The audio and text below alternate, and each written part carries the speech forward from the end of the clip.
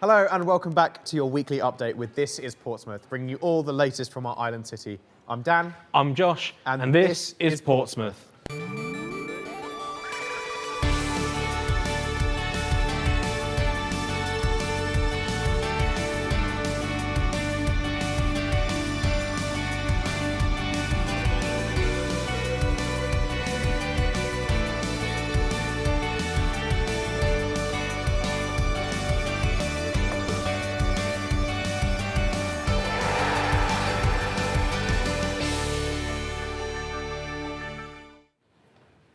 We've got a really jam-packed and exciting show lined up for you today. That's right, we'll be visiting the Aspects Gallery in Gunwharf, as well as taking a deeper look into the work of an Ability charity. We'll also be joined in the studio by the Audible Foundation, who are arriving right now, but we will only be speaking to them later. Then, to top it all off, a wonderful music performance from Phoenix Wild. But now we're going to take a walk over to Gunwharf Quays to check out the Aspects Gallery. The Aspects Gallery works to support new and upcoming artists in various ways. We're so privileged to hear from some of the artists who have been supported by Aspects and find out more about the help that they have received. Let's take a look.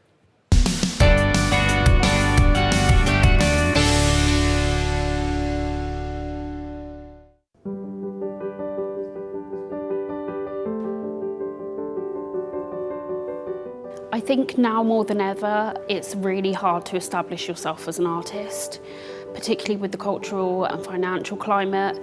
It feels that the arts are quite undervalued.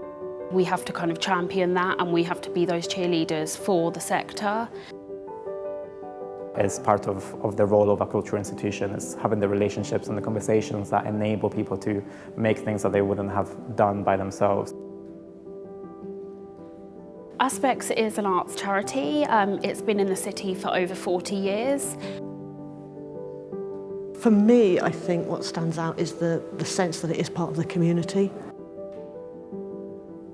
The fact that I'm getting the chance to run a workshop with the community here is just absolutely lovely. The team of Aspects was really helping me. It was a lot of psychological support, but also helping in every step and answering all the questions.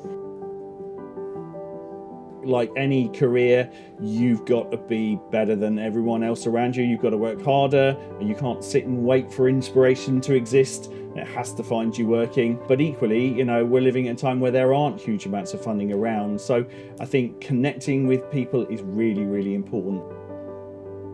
Mentorship is something that is lacking in the sector, lacking in the world. I think it's an opportunity to have that conversation that will really bolster the way that people are making work, but then also thinking about their work.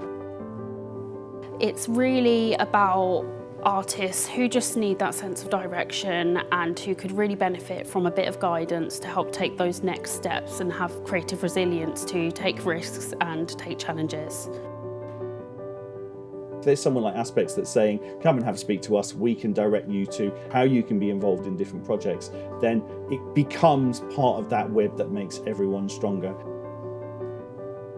Previously, we used to do quarterly mentorship sessions, and I've changed that to be monthly just because of the need and the hunger that people have in the city, whether that's a funding application or whether that's a kind of thinking about their business or what they're doing as a practitioner, to even just giving practical skills.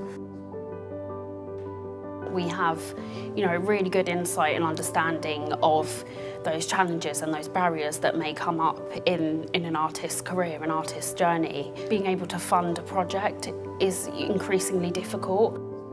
I think they touch on things like that when you're at university, but then when you go into the real world as an artist, it's quite different. Having the opportunity to get advice on things like applying for funding, that's really helpful. How are you supposed to be an artist? Where are you supposed to find a studio from? Who's going to pay for the studio? If I didn't have a little bit of money in the bank, I couldn't afford just the petrol to come. It's a struggle.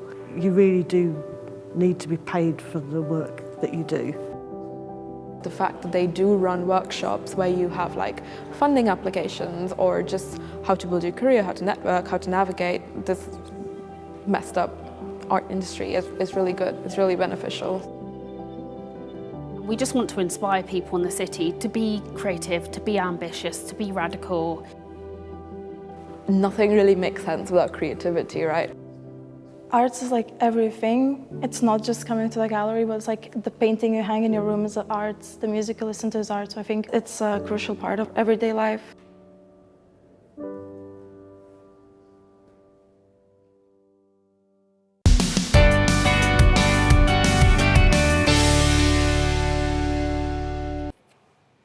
Thank you so much to the Aspects Gallery for showing us around. That's such a great cause, making sure that art is accessible for all, and I might have to swing by to their next open day. Might have to join you for that one.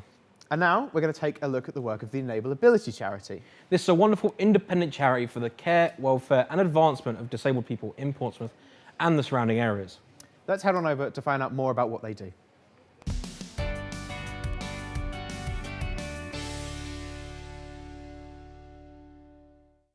We took on Lamport Community Centre, and this hosts a project called Interactive. And Interactive is an employability scheme for people adults of all ages. It's predominantly younger adults, but it isn't exclusively. I help people with learning difficulties find paid employment. They have taster sessions. Once the taster sessions are set and they feel comfortable, we then put them onto programme, and then it's about continuous improvement and challenging. I really like it here. It's very fun, very chill. I've done floor plan, I've done fashion tours. Like, I've done a lot of good stuff, yeah. I working with the new software called My 360, where you make fashion tours. It's basically like Google Maps, but indoors, that I find very cool. Give you one idea of a person that's on the spectrum, and part of his problem was he could not stop talking, and got him to understand that less words and more meaning, got him really concentrating in the world of retail. He now works in a local shop and he's been there employed for just over a year. He would work 8 days a week if he could. We have 5 particular work streams, and each work stream is headed up by a personal skills coach. We have a cafe, we have a computer repair shop, we have a marketing work stream, we have an arts, crafts and gardening work stream, and finally we have a stream called What's It Like? So we run What's It Like. We do video production, virtual tours and graphic design with our floor plans. We'll search out opportunities for them for volunteering that will help them in that area. I think one of the great benefits of the scheme we run here is that everything's tailored to the individual. So with someone like James, we'll sit them down and say, James, what do you want to do? What do you want to get out of this? They're currently doing a volunteering. We have done the Healing Island Village Rail, Glenworth Keys, that's a big one. I did an illustrator course at Durham College. Use a lot of different techniques for a lot of different things, and I'm pretty proud of myself. It's addictive. I love it. I love to see people. I can walk into a shop and I forgot that I've been there before, and there's someone who will jump out at me and say, "Hello, Pete. You helped me and changed my life 15 years ago. Do you remember me?" I myself, I was diagnosed with ADD when I was 8 years old, so I think it's a cause a bit close to my heart. I've been lucky to have a lot of support in my life. I was caught early. For me, I want to give back what I received. Everyone here comes in, they're fantastic, and some of them, they doubt themselves, and they really shouldn't, because they're absolutely amazing. They've got a lot to offer the world. We are part of their journey, we're not their destination, though. That's the thing to remember. We are part of the journey, and it's given them the tools to go on to the next part of their journey.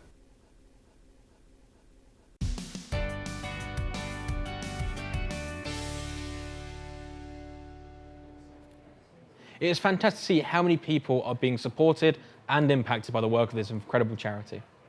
And we're now joined in studio by Alex Rainbow from the Oddballs Foundation, which raises awareness for testicular cancer. Thank you, Alex, for joining us. Thank you for having me. How did you first get involved with Oddballs, and what drew you to the organisation? So I found out about them, or I knew them through the underwear brand that we do. And then one of my friends from last year was part of the University Ambassador Programme, which I'm part of now. And hearing what she was doing, I was really interested, so I applied for the role, and now I'm part of it. Why is it so important to raise awareness of testicular cancer especially? So I think it's such a stigmatized topic. Not many people talk about it. Even when I do talks now, they've heard about all other types of cancer and breast cancer, but there's not many charities talking about testicular cancer. So that's why we like to start the conversations off from really young, so that we can get the conversations going. What are the biggest misconceptions about testicular cancer, and what's the aim to dispel? I think when I talk to a lot of people, they think it's not going to be them, especially when I talk to younger men. They think they're too young for it to be something that they should be worried about. But actually the demographic is 15 to 50, so it's such a big demographic, and yeah, it's just something to keep an eye on for everyone. So how can others get involved to support the Oddballs mission? Obviously fundraising, so like running a marathon or just going on a walk. We do ballsy 5Ks, which is when you do a 5K in your underwear. Raise a bit of money, raise a bit of awareness, always get some like looks, but also get some conversations going like on your run. And other ways are just like having the conversations with your friends, following us on social media, yeah, promoting the conversations through that. And how does Oddballs encourage men to perform regular self-checks, and what advice would you give to someone who might be unsure about them? So we've got a Check Yourself guide on our website, which is always something to look at, but also talking to friends. If they've been checking themselves, making sure that everyone you know is checking themselves, and yeah, just being aware of when you should be doing it and how regularly you should be doing it as well. What has been one of the most rewarding moments for working for Oddballs? Definitely just when I go to schools and I talk to people who have never heard of us before and didn't know testicular cancer was something they needed to be worried about. When I talk to those people, I feel like I'm like doing my job right, because I'm raising awareness for people who just hadn't heard of anything like that before. What's the favourite thing about working for Oddballs for you? Aside from all the free stuff, I really like the networking that it's brought. I get to meet loads of people. I do loads of experiences like this one, like brand new. And that's the big one that I enjoy working for them because of. And do you have a personal connection to the cause that led you to become an ambassador? Other than the fact that I just think these conversations are really important. I've got 4 brothers, and you know, my family is really like male dominant. So I think that's a big one for me. It's a really important cause. And what do you think are kind of the biggest ways that Oddballs has been raising awareness for testicular cancer? The in-person talks that we do at schools are like make a massive difference. We reach so many people at once, and I think that's the one that's raising the most awareness for sure. Can you explain to the viewers watching from home what the Oddballs Foundation's aims are to achieve? Yeah, so our mission is quite simple. It's to educate people about testicular cancer and encourage regular self-checking, which promotes early diagnosis and detection. And that ultimately saves lives when you detect it early. Cool. And how does the Oddballs Foundation aim to raise awareness for those? Social media, talks, and just getting people talking. It's not down, you know, it's down to us to start the conversations, and then it's down to everyone else to encourage these conversations to carry on.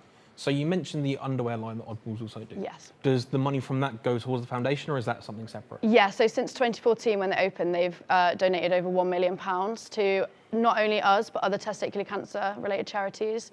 So yeah, they do a really good job. We have other partners as well, like Fight Night and things. So how would you suggest, what are the best ways that people can contribute to this cause? Other fundraising opportunities, getting involved in our social media is a big one, and I think getting involved in the charity, it's more important that we're doing stuff at home, so having conversations with friends and family. That's the main way that you can promote our mission and spread our mission as well, as getting conversations going with other people. Amazing. And if other people had personal connections, what would you say to them to help them to kind of join the Oddballs family? I would say, come in.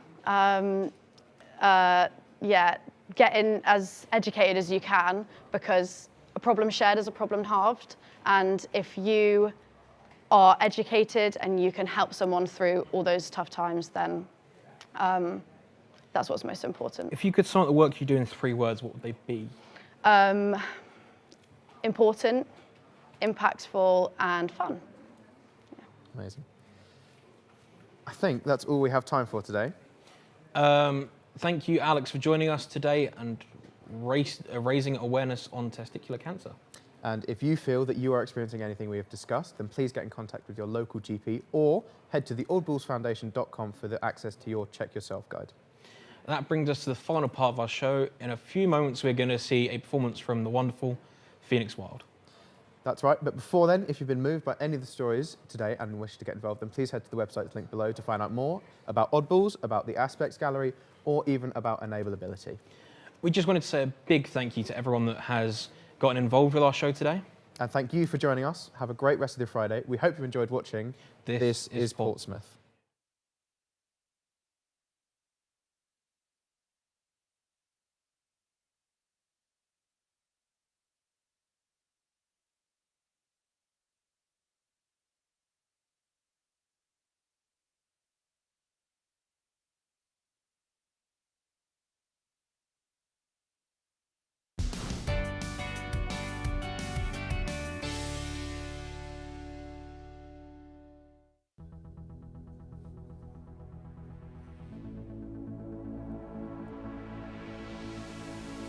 Wonder why we just believe you're true. Never felt you. Imagine your caresses on our grassy backs. What if one day we'll go through you on our own steam? We'll climb on our own hands to touch you. We'll climb on our own hands to touch you. Infinite highs, infinite highs.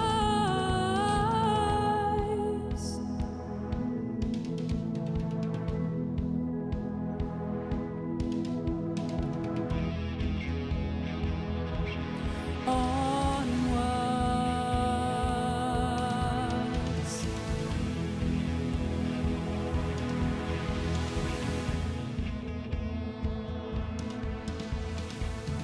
There's only one way down the single track.